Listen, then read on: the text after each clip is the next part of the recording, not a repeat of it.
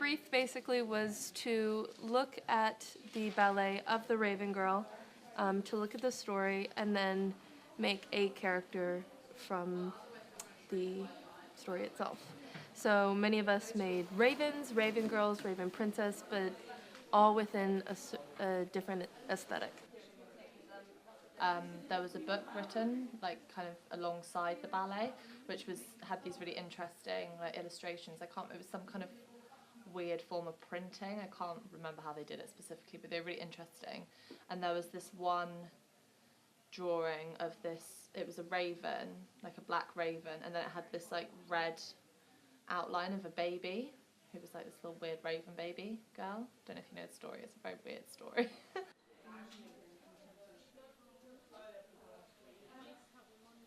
So I decided to go for like a confused teenager look, and teenagers tend to go through like stages in their life, like gothic stages and all these phases, so I went for the more gothic route. So that's hence the pleather, and it's more distressed and she's going through this confusing time, so that's where I brought my own interpretation into it. There was the main Raven Girl character, and then there was the characters of the creatures. So I kind of intertwined the two, and I took a bit of inspiration from the Raven Girl costume that actually went into the Opera House, and then combined it with the creams and sort of plastery colours of the creatures to make it more of like a creature for the laboratory. Yeah. So my kind of inspiration came from one of the lines in the actual book where they talk about they actually chop her arms off and give her wings. It's very graphic. It's much more graphic in the book than it is up on stage, and the designs weren't originally that kind of graphic. So kind of worked down that route and make my own costume. I just wanted to really focus on something picture-based. So I took the original picture from the production, and I was inspired by this. So I wanted to reproduce as faithfully as I can the original outfit and maybe bump it up a bit so it becomes more mine. So I've actually got pleather for the corset, and then that's lined with stretch drill, which I've never worked with before as well. And then I've used a chiffon and a net for the skirt, which I've sprayed into to distress it slightly.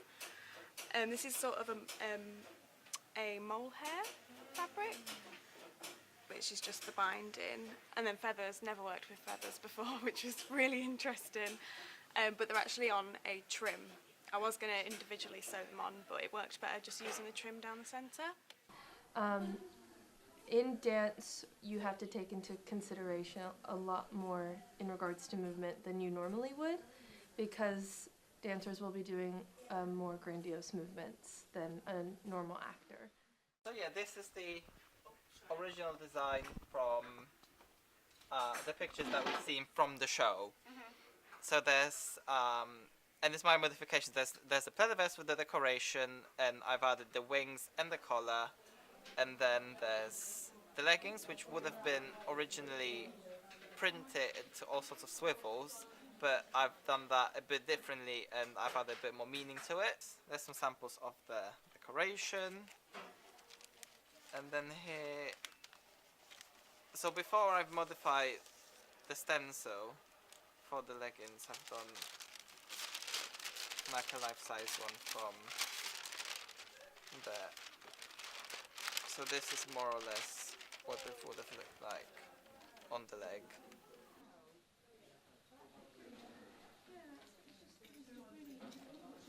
So in total we have 4 dancers that all have 4 costumes each, or 4 or 5 dancers I believe actually that have 4 costumes each. So there's about 4 of us that have had the same dancer.